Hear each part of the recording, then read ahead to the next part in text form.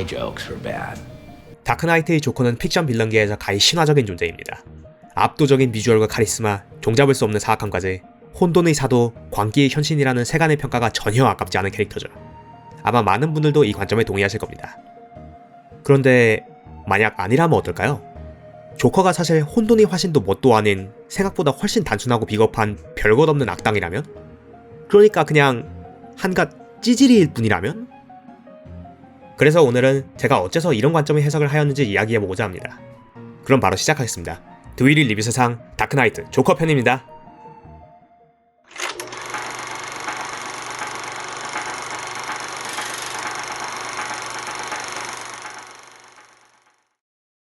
I believe whatever doesn't kill you simply makes you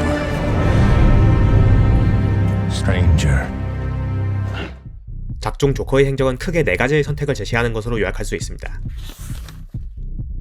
You want order in Gotham. Batman must take off his mask and turn himself in. Every day he doesn't, people will die. Starting tonight. I'm a man of my word.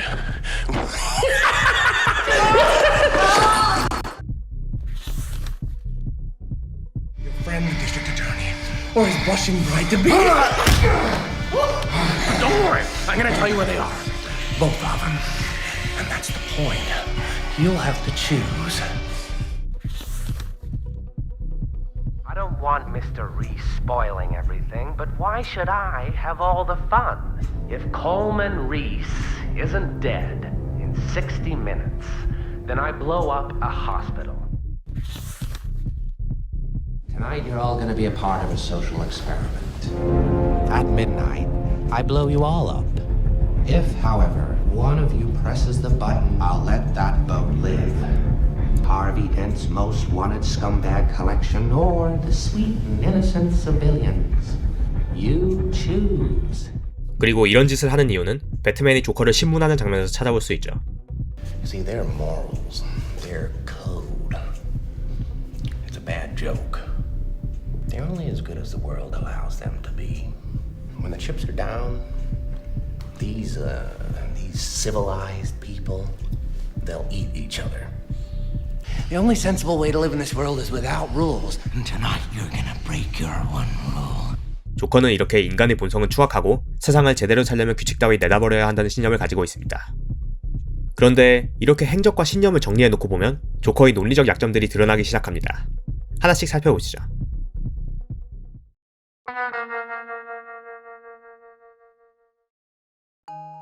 트롤리 딜레마를 아시나요? 아주 유명한 사고 실험인데 간단히 요약하자면 다음과 같습니다. 한 명이 묶인 철로와 5명이 묶인 철로가 있고 내가 레버를 당기면 지금 오고 있는 열차의 경로를 한 명 쪽으로 바꿀 수 있다면 레버를 당겨야 하는가 말아야 하는가 라는 질문입니다. 딜레마의 특성상 명확한 옳고 그름이 없기 때문에 까다로운 문제죠. 조커가 제시하는 선택들도 이와 같습니다. 어느 쪽을 선택하든 한쪽은 죽거나 망가질 수밖에 없다는 점에서요. 그래서 우리가 배트맨의 선택이 시민들의 선택이 맞는지 같이 고민하게 되는 거죠. 이렇게 보통 트롤리 딜레마 이야기를 할 때는 선택을 내린 사람의 의도와 결과에 집중을 하는데 여기서 우리는 한 가지 다른 방향으로 질문을 던져볼 수 있습니다. 애초에 선로에 사람을 묶지 않았다면 레버는 당기든 말든 아무런 상관이 없는 거 아닌가 라고요. 트롤리 딜레마에서 항상 간과되어 온 지점이 바로 여기라고 저는 생각합니다. 딜레마의 1차 책임자는 레버를 당기는 사람이 아닌 딜레마를 설계한 사람이라는 점 말이죠. 애초에 딜레마를 창조하지 않았다면 선택을 내리는 사람의 고통과 그에 따른 사람들의 피해 둘 다 존재하지 않았을 테니까요. Do I really look like a guy with a plan? You know what I am? I'm a dog chasing cars. You know, I just do things. 그렇기 때문에 이 조커의 대사가 궤변, 즉 말도 안 되는 소리에 불과한 겁니다. 설령 진짜로 큰 계획을 그리지 않고 그때그때 되는 대로 딜레마를 만들었다고 해도 딜레마를 만들고 선택을 강제한 것은 조커가 맞으며 그렇기에 그에 따른 1차적인 책임은 조커에게 있습니다. 하지만 조커는 언제나 책임을 타인에게 전가하는 행보를 보이죠. You choose. 그리고 자신의 행동에 대한 책임을 회피하려고 하는 행위는 한 단어로밖에 표현되지 않습니다. 비겁함.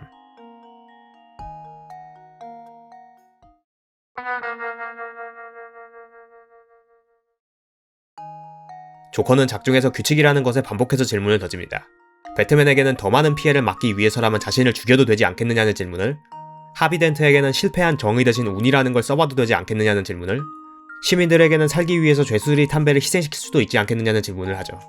그 중에서도 특히 배트맨의 아무도 죽이지 않는다는 불살이라는 규칙에 대해서 조커는 매우 큰 관심을 보입니다. 자신의 목숨으로 치킨 게임을 걸고 불살을 부숴보라고 종용하며 웃고 추락하는 상황에서조차 자신이 배트맨의 불살을 깼다고 생각하며 광소를 터뜨리죠.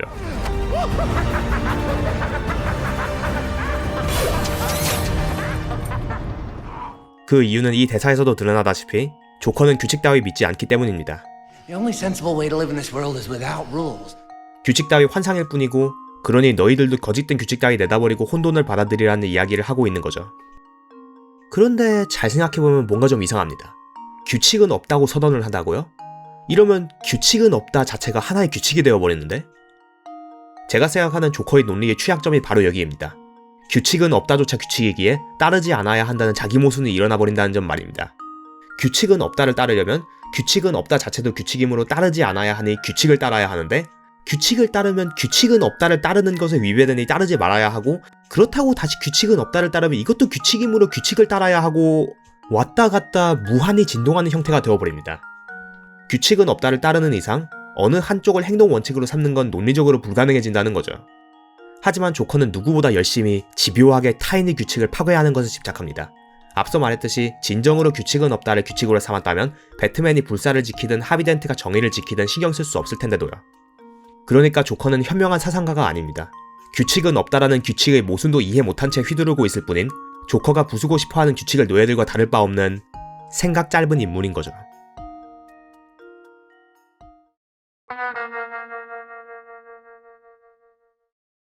Introduce a little anarchy.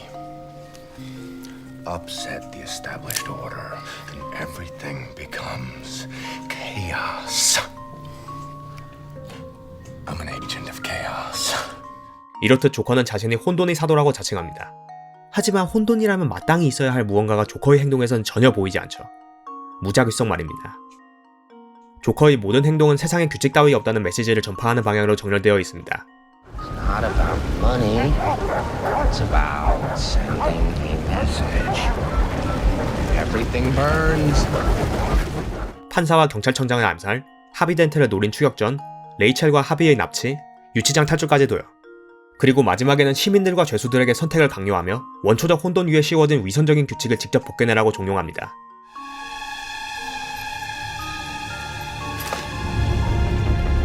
하지만 조커는 실패합니다. 그리고 이 실패는 페리가 터지지 않았기에 실패인 것이 아닙니다. 조커 본인이 페리가 터지지 않았다는 거에 실망했기에 실패한 거죠. 만약 조커가 정말로 혼돈의 사도였다면 두 배 모두 터지지 않는다는 예상하지 못했던 결과를 보았을 때 오히려 흥미로워했을 겁니다. 인간은 마지막 순간에 추하지 않을 수도 있다는 것 또한 혼돈이 보여줄 수 있는 의외성이니까요.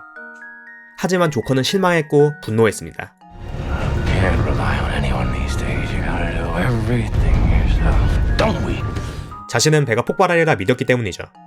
혼돈의 사도가 믿는다라니 웃기는 노릇 아닌가요? 그렇게 조커는 혼돈의 사도가 아닌 그저 확신에 가득 차 있는 범죄자 한 명일 뿐인 겁니다.